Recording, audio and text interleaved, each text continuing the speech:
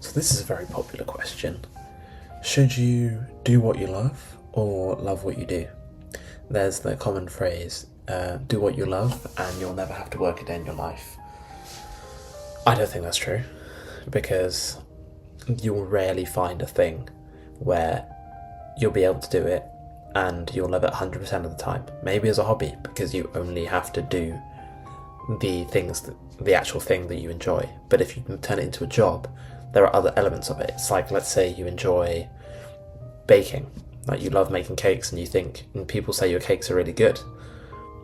So you say, oh, I'll start a bakery, great. But then when you start a bakery, there are so many other additional elements that you've got to add to it. It's the fantasy that we don't think of. It's all the admin, the overhead, the supply. You've got to get people, you've got to train people up, you've got to tell them how to do it the same way that you've done it. And then if you're secretive about the recipe, you don't want to do that, because then you don't want people copying you. And then you've got to come up with the branding, and you've got to get people to know it exists, and then you've got people to come, and you've got to pay rent, and etc. I know I've just listed so many different things, but that is the reality of it.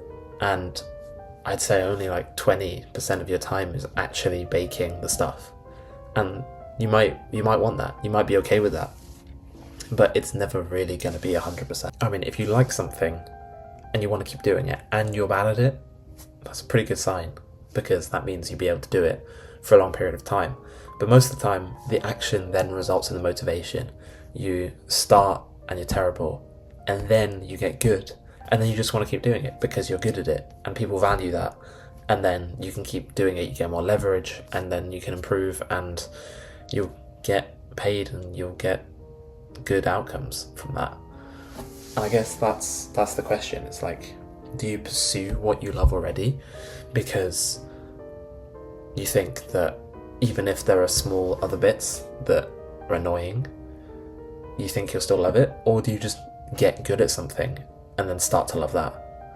Because both can work. Like, there are so many examples of someone loving this as a hobby and then getting started with it. Like, music is a great one. People make music in their garage for like 10 years and they take it pro and they love it and they make tons of money and they're really rich and famous and whatever, if that's what people want.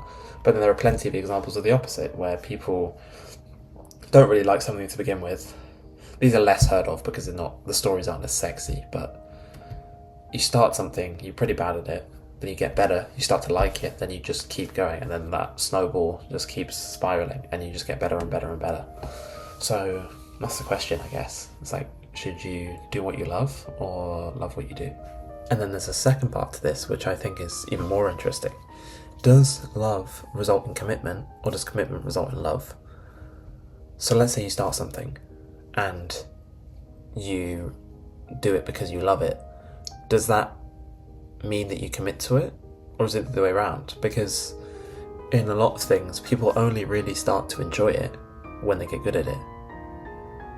Because when you're not good at it, things often suck. But that's kind of the default state. Are you not supposed to get past that in order to be good, and then you can enjoy it? Because a lot of people, what people think their purpose is just something that they're good at,